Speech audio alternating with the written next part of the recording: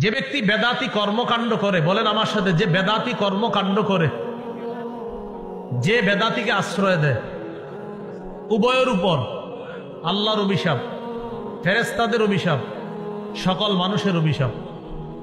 এক নাম্বার, আপনি নিজে বেদাতগিরি করলেন। দুই, কাউরে সুযোগ করে দিলেন যে আমার এই 3%, 4%, 5% জমিন দিয়ে দিলাম, আপনি এই জায়গায় একটা খানকা বানান আর বেদাতের সাপ্লাই দেন, কোনো সমস্যা নাই, আমার আব্বাও করছে, দাদাও করছে, আপনিও করেন, আপনি জায়গাটা দিয়ে দিলাম।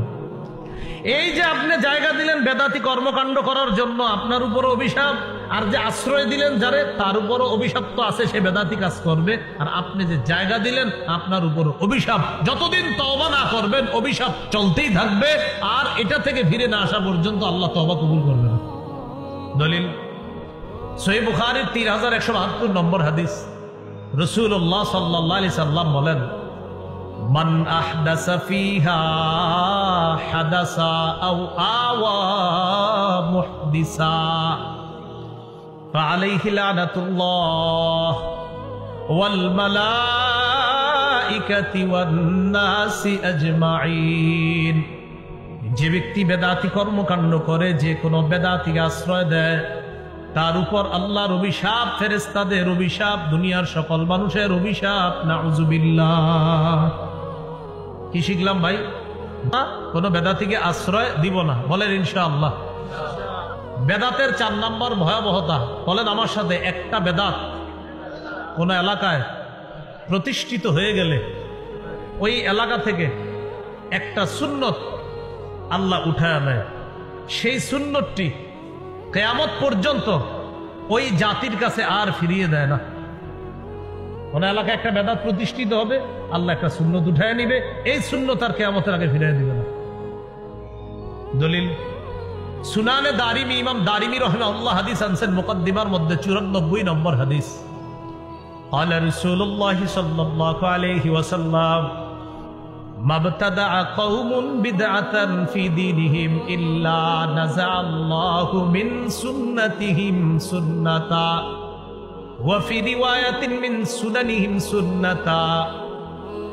কোন এলাকার মধ্যে কোন জাতি যদি তাদের ধর্মের মধ্যে একটা বেদাত চালু করে, এটা যদি প্রতিষ্ঠিত হয়ে যায়, আল্লাহ তাআলা ওই এলাকা থেকে একটা সুন্নত উঠায় নেয়। সুম্মা লা ইয়ারুদ্দুহা ইলাইহিম ইলা ইয়াউমিল কিয়ামাহ। কিয়ামত পর্যন্ত ওই সুন্নত ওই জাতির কাছে আল্লাহ আর ফিরিয়ে দেয় না।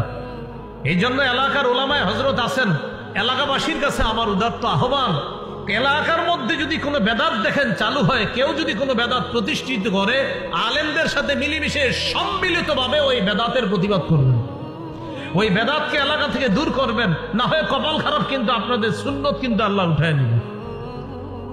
ইবনে মাজার বর্ণনা 2865 নম্বর হাদিস, 2865 নম্বর হাদিস।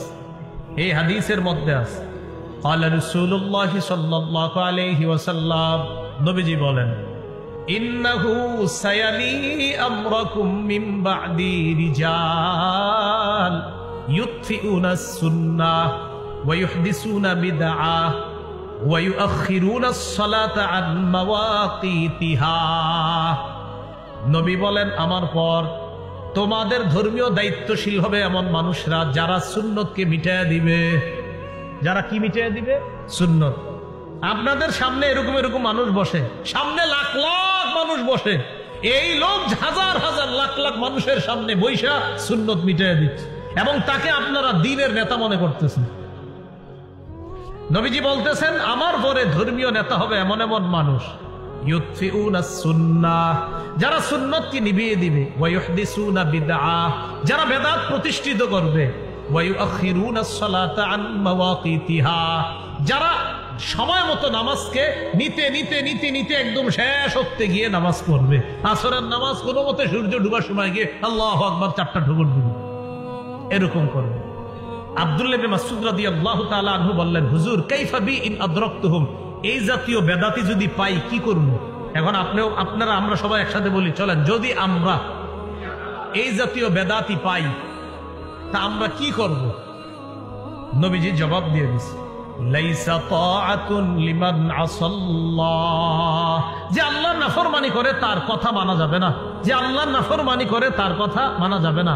অতএব যে সুন্নতকে নিভায়া দেয়, বেদাত সৃষ্টি করে, সে আল্লাহর নাফরমান। নবী বলতেছে এই নাফরমানের কথা মানা যাবে না। নাফরমানের কথা কি করা যাবে না? মানা যাবে না। এই হলো বেদাতের 4 নাম্বার ভয়াবহতা। বেদাতের 5 নাম্বার ভয়াবহতা, যে ব্যক্তি বেদাতগিরি করে, আল্লাহ না করেন যদি এই আকীদা নিয়ে মারা যায়, যে মরার সময় তার বেদাতি আকীদা, বাস তার ঠিকানা জাহান্নাম।